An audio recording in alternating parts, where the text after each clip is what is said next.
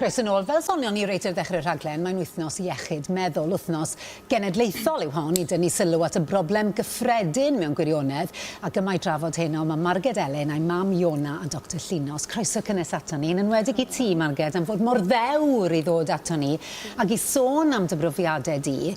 Fi'n gwybod bod hi'n stori hir, ond does dim lot o amser dyn ni heno, felly mewn, ti'n modd, os allet ti grynhoi siwt dechreuodd y salwch ma i ti, a siwt wyt ti'n gwybod bod y salwch ma wedi dechrau i ti, ti'n gwybod? Wel, sa'n meddwl o'n i'n gwybod am spel bod y salwch ma da fi. Fi'n meddwl bod wedi bod yn rhan mawr y mywyd i, ond o'n i ddim yn gwybod beth oedd e. So o'n i wastad yn berson eitha blin, eitha negatif. A wedyn fi'n meddwl dath ei pwynt lle oedd e'n cymryd dros y mywyd i yn ysgol. O'n i just, oedd ym mhen i, fi'n meddwl oedd cyfnod lle nes i sylwi dyw pawb ddim yn meddwl fel fi'n meddwl. So o'n i'n cael meddyliad rili tywyll. A fi'n cofio gweithio ti, cael sgwrs gyda ti. O'n i'n meddwl aml, mae'r echa fi yma'n swnio am farwolaeth a marw, a fi'n cofio cael y sgwrs gyda mam. A mam yn gofio, fi erioed i meddwl fel la. A wel, i fi, o'n i fel, dyw hwn ddim yn normal. Ond i ti oedd yn wahanol, oedd e? Oedd. O dy fi ddarlun o rhywun oedd yn dioddau iselder, yn rhywun mewn bleg tawel, falle ynysig, a doedd Marged ddim wastad fel na. Oedd Marged yn gallu bod yn gwmni ffantastig, yn bersonoliaeth gre. A felly oedd yn anodd rhoi label iselder arni. O'n i'n meddwl bod hi'n bod yn lletwyth fel yn ei harddegau ac yn y blaen. Nes bod hi ryw ddyrnod yn troi rownd, ar ddyrnod cythryblus yn gweithio fi rhywbeth, wyt ti'n rili meddwl bod fi eisiau bod fel hyn? Ti'n meddwl bod fi eisiau teimlo fel hyn? A nath y gino gwmpo mewn gwirionedd, oce, mae eisiau ni mynd y bellach o hwn. A beth allwch chi'n meddwl chi pan oedd eich merch chi yn sôn am farwolaeth a dod ei bywyd i ben? Wel, fi'n credu bod ti wedi sôn am hynny, oedd ti'n sôn am feddyliau tywyll, oedd ti.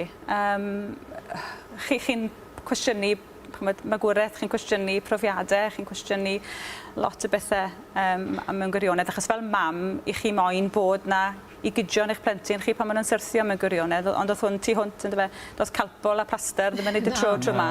Ond fi'n meddwl i fi, oedd yn wneud yn anoddach bod da fi teulu mor gefnogol o'n caru fi, a ni'n gwybod bod nhw'n caru fi. A oedd popeth da fi ar bapur, o'n i fod yn hapus, ond o'n i just ddim yn hapus. Oedd dim byd yn dod o pleser i fi, a ni just... Fi'n cofio esbonio fe fel llosgfynydd tu fewn i fi, a ni byth yn siŵr iawn pryd o'n i'n mynd i ffrwydro. A dde wastad... O'ch chi'n teimlo fel e, fyd, oedd e bod yn... O'n i ar gerdded ar wyau pan oedd Marged o gwmpas mewn ffordd, oedd hi'n fwy chwerw na trist, fe'n i'n gweud, yn y cyfnod na. Ges ti gyfnod tristach wedyn mewn gwirionedd, do?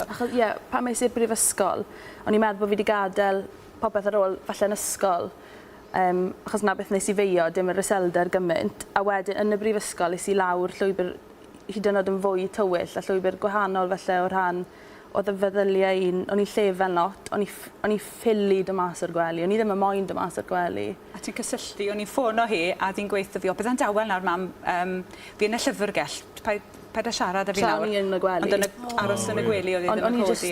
O'n i just ddim eisiau gweud, o'n i yn y brifysgol, o'n i fod llwyddo, oedd yn ffrindiau i gyd yn llwyddo, rhyw ffordd yn gallu cario ymlaen. Waw, mae dy stori di yn un reit ddirdynnol mewn gwirionedd, a Dr Wythnos yma hefyd, achos i fynd at yr arddegau gyntaf, mae rhywun yn meddwl bod e'n reit normal bod merch yn ei arddegau, falle yn cael y moods yma, ac sut mae'r rhiant wedyn fod sylweddoli beth yw'r gwahaniaeth rhwng beth sy'n normal i ferch ifanc yn ei harddegau, falle beth sydd wedi croesi rhyw linell. Mae'n hynod anodd, tydi, a mae Marged wedi disgrifio pethau mor wych, a dwi'n siŵr bod unrhyw un sy'n gwrando rwan yn falle'n gallu uniaethu yn teimlo fwy agored i siarad am pethau. Ond mae'n anodd, oherwydd mae'r symptoma sydd yn gysylltiedig gyda iselder yn gallu weithio bod yn rhan naturiol o dyfu, o fod yn 13-14 mlwydd oed, teimlo chydig bach yn isel, yn bywys, chydig bach yn chwerw.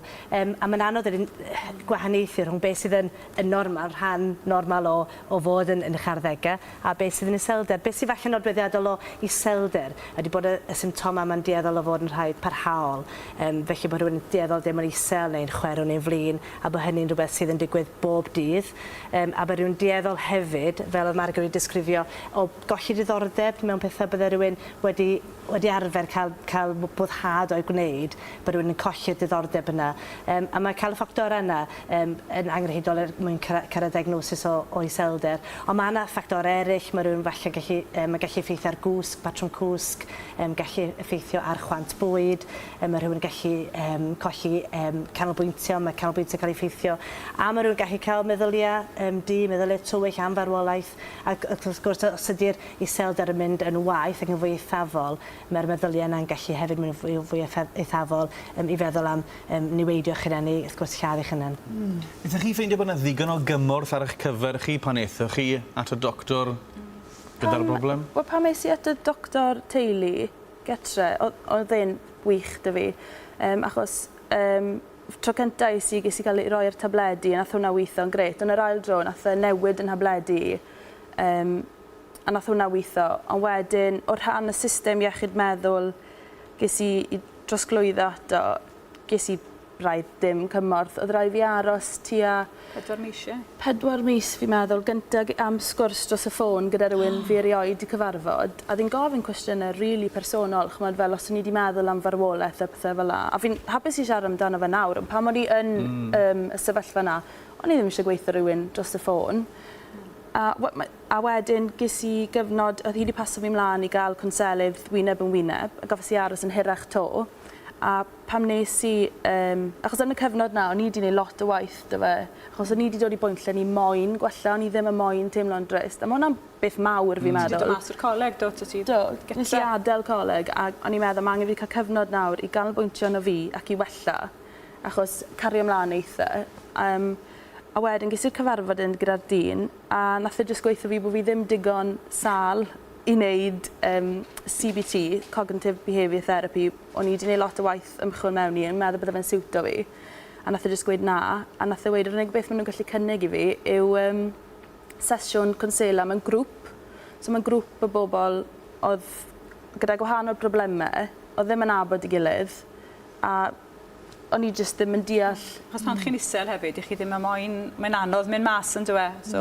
A nawr, does dim lot o amser ar ôl dyn ni, ond nawr, fi'n gwybod bod ti'n dal i fyw gyda'r cyflwr, ond dwi ti, ond yn gallu reoli fe? Ie, byw gyda fe i fi, a byw gyda fe fyddai. Chos fi'n gweud, chymryd, gyda fel unrhyw berthynas fi'n cael, unrhyw cyfeillgarwch, mae'r iselder yn dod â fi. Mae'n partner i fi, ond fi'n byw gyda fe yn hytrach na fe'n cymryd drosto fi. Ond ti wedi dysgu sydd i fyw dy fe, dwi ti? Do.